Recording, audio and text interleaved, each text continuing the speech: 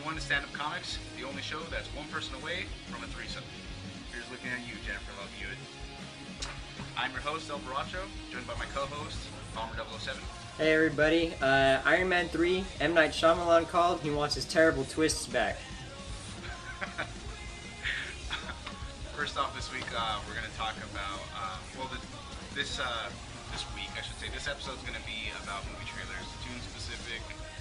It's going to be, not Superman, but Man of Steel. Something I'm really excited about. Pull up my notes here really quick. First time I saw this trailer, I was at work, and like I had to put everything down because the trailer starts off crazy epic.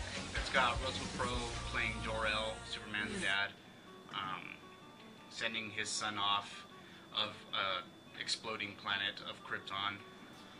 Looks like it's gonna be amazing. The CGI is definitely something I am super excited for. Reading about this movie online, what has me more excited than anything is that this Superman movie is actually going to be treated like a first encounter movie. That Kal-El, that Superman is an alien, and that everyone treats him like an alien. And how would humans react if we made first contact? That's kind of what this movie is. So it makes me excited, the fact that it's not like, Superman, he's fighting Lex Luthor, and there's some kind of kryptonite involved.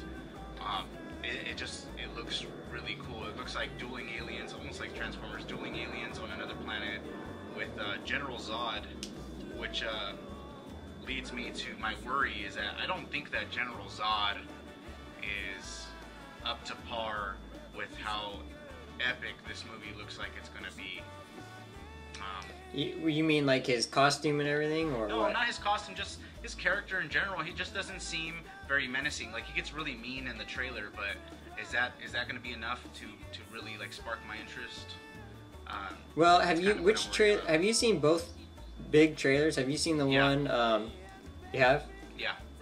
The one that is mostly being narrated by Russell Crowe. That one is which I just saw today. Is the most epic one. It shows a lot of action sequences that make you feel like. Yeah, that's what I'm talking about. Yeah, it makes you really feel like the General Zod is bringing the pain. Yeah, it looks like he has some sort of army. I don't know much about General Zod, but it seems like he's from Krypton because he can fly. You can see it in the trailer at the very end when he's fighting Superman. But it seems like he's hunting down Superman for whatever reason, and it seems cool because it's not just Zod. It seems like he has some kind of army with him too. But the narration by Russell Crowe just sounds amazing, where the Superman's mom's talking about how they'll kill him on Earth when they send him off, and he says how he'll be a god to them. Right. That sounds amazing right there. I'm like, wow, this is gonna be sweet. Also, things I noticed in the trailer is that the Fortress of Solitude is again in the Arctic or Antarctic, whatever it is, and the Fortress of Solitude, thank God, makes sense. It's a Kryptonian ship, which is where Clark Kent actually figures out who he is, and that's where he finds what I'm assuming is the suit, because I don't think the parents are going to make his suit in this one, but I think he finds the suit there, and he learns a lot about his history. Maybe he learned something about his dad there. And then the production team behind this is as like epic as you can get behind Star Wars Episode 7. You got Zack Snyder directing, you got Chris Nolan producing, and you have Hans Zimmer doing the score. He did the score for like Gears of War. He did it for like King Kong. He did the Dark Knight trilogy.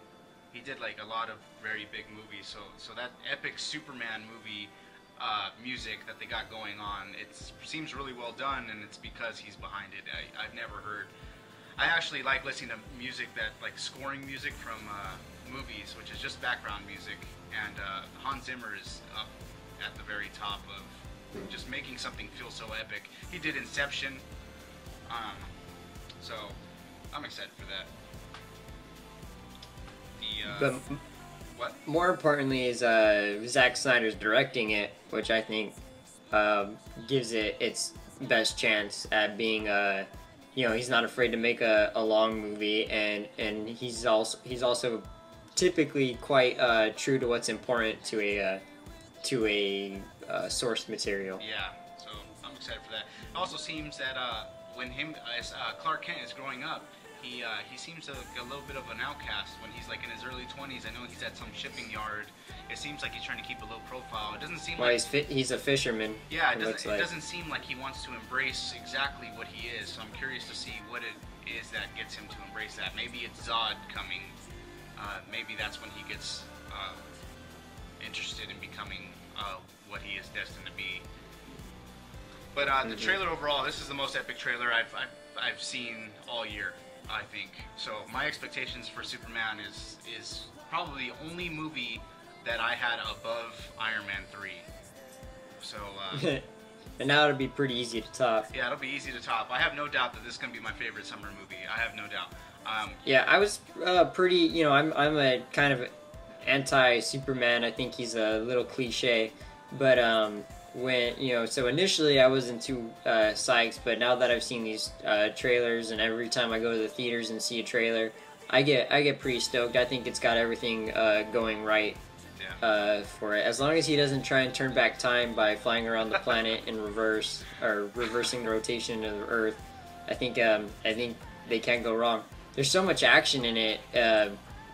In the trailers, it seems like they're already nailing down the character part. Yeah. And then the trailer I just saw today, seeing all that action, it seems like it's got it all. It'll be the complete package. Yeah, I think so. I think this might be what we wanted for the Dark Knight Returns. It seems really epic, and with Zack Snyder and Chris Nolan, you know there's going to be character development. You know we're going to know exactly who Lois Lane is and who Kal-El is, and we're going to feel like we know every character, because that's just how these guys portray movies. They do really well. Definitely somebody, if I was going to put together a movie, I'm going to be calling Zack Snyder and Chris Nolan. So, moving on is Bomber 007's baby that he hated 2 years ago, and since the Avengers has fallen in love with. That's not true. But it's going to be Thor: The Dark World. Go ahead, Bomber. What do you think of the trailer? Well, I don't know. I don't know about these allegations that I hated Thor. I never, years ago, I didn't like the Rainbow Bridge, and I didn't believe Thor belonged in the Marvel mythos. But that's neither here nor there. I think Thor, the Dark World. Wow, Dark World. Yeah. I think Thor: The Dark World looks fantastic. Beside the trailer, it gets me stoked, except for kind of Odin's. Odin sounds like he's doing a fireside chat, FDR status, because it sounds like he's talking to a radio. Maybe he's in a big hall, and that's why there's kind of this echo going on. I think it looks great. I think they have the right villain now. Thor's gonna be able to be big. It really felt like Thor 1 felt like it was very small scale, because it took place, they built a tiny little town for them to film the entire movie. Besides the first action sequence, that movie was a bore, and so I think this looks epic. This looks Lord of the Rings, like him, Loki, and Natalie Portman are going to be going on a journey, an adventure. Yeah, that's what I read. It's supposed to be very Lord of the Rings-ish. The end of the trailer where he comes across Loki and asks for his help, it seems like that's going to be very early in the movie. Because they apparently have to cross multiple realms to reach the Dark World, where parts of the trailer where you see almost like a Lord of the Rings or a Game of Thrones battle going on, that seems like that's the end. Yeah. So it's kind of, I'm curious to see if Loki, if he really is a good guy, if he dies as a good guy, or does he end up being with Malekith? I'm really wondering what's Malekith, going to go on with Loki. For the listeners, Malekith, I was not able to find the Marvel Encyclopedia. Really quick, he's the Dark Elves leader. He's like their king.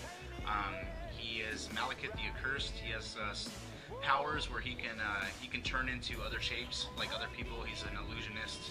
He's got magic. He's very much like Loki. That's why him and Loki tend to get along in the comics. So I'm very interested to see, like I said, if he on which side he really is on. Yeah, I'm a little. I hope this will be kind of the last time we see Loki. I'm a little tired of him. I think just because he's the villain of Thor doesn't mean he has to be in there. You wouldn't say Joker has to be in every Batman movie. I think it's awesome that Thor. I don't know if you already said this. That Thor says, "When you betray me, I'll kill you." I am worried about the lack of action because the only scene they're showing of any action really is one that seems to be in the halls of Asgard and one that seems to be out in an open field. I would also say that we could be in the process of being fooled by the trailer. Perhaps Natalie Portman's character is kidnapped, which is why he goes and gets Loki's help, and maybe it's him, Loki, and Lady Sif who are on the adventure together. Because I see Lady Sif a lot in the trailer, and she's got this whole jealousy going on. So it'd be kind of interesting if she went on a journey with Thor to save someone who is competing with her for romance. So that would be interesting. That's an interesting character interactions. Right. Some things I noticed out of the trailer really quick is that they're in England. They're in England. What I mean by they're in England is whatever black ship is attacking, whatever city they're attacking, it's in England.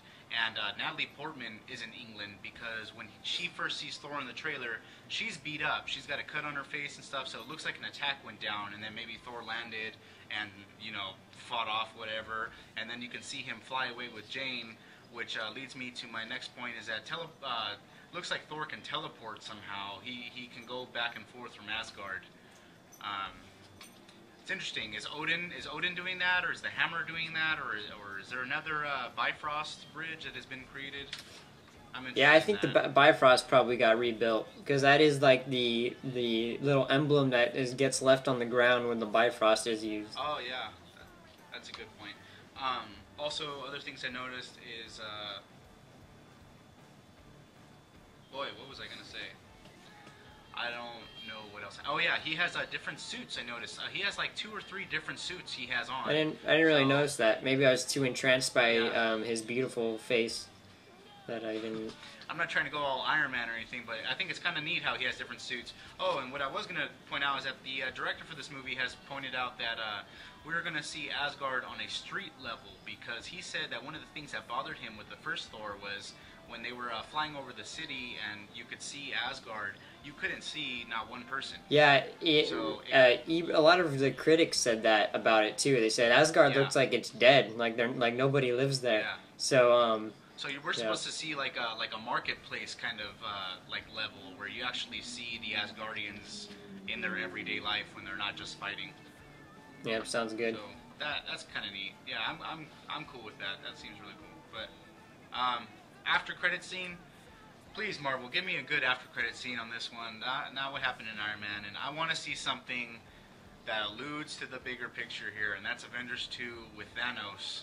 Is if Loki promised Thanos that he would get the job done in the Avengers, and they threatened him that if he didn't get the job done, it would be his life, why is he still alive? So I want to see Loki. Yeah, and it would be the perfect time to do so too, because Thor, is on a universal scale, whereas Captain America is the only movie we're gonna have left, and that hopefully that'll just stay and everything Guardians. on Earth. So. Forgot about Guardians. Guardians before the Avengers? Yeah, Guardians of the Galaxy will. Okay. Which Thanos is in for sure. But one way to just make Thanos just more legitimate and to have Thor have hate for him is what if Loki does end up being a good guy and he turns a new leaf, wants to be helpful to his brother, helps him get Jane, and then now that they're starting this new life as getting along, what if Thanos came after Loki and then now Thor has to get vengeance? Just interesting idea, something I'm hoping for. I want to see Thanos before Guardians of the Galaxy, and definitely before the Avengers 2, but if you want to make Thanos be the biggest badass and pose a real threat to the Avengers, you need to have him kill somebody. That's just my opinion. Yeah, that would give him a little a head start in everybody wanting him dead. Yeah, some rumors floating around real quick. I don't want to get too into it, but Guardians of the Galaxy is that, and the Guardians of the Galaxy movie that comes out the year before the Avengers in 2014, next summer, that the Guardians might actually die in their own movie. Wow. So, I think that would be awesome. Even though I think the Guardians of the Galaxy are amazing, I think it would be awesome for Thanos' cause. It would make him so legitimate, and would really make the Avengers worry if he was able to take out the the Galactic Avengers. Basically, is what they are. So we'll see. 2 trailers I'm very excited about. 2 trailers I'm definitely going to be going to the midnight showing for the movie for, especially Superman. I can't wait for Superman. But we'll see. Anything else, Bomber? That'll be it, sir. All right. Looks like this was 15 minutes. We're getting a better pace of the show. We're trying to get down to 10. Bear with us. But if you stuck through the whole show, I have to shoot you a big thanks. And if you watched the first episode and you subscribed to the channel, again, thank you. Hopefully my editing skills turn out to be a lot better this time than they were last time. And I'm vertical this time. Woo! High five. Till next time, I am, what's my name? El Baracho, and I'm Bomber 007.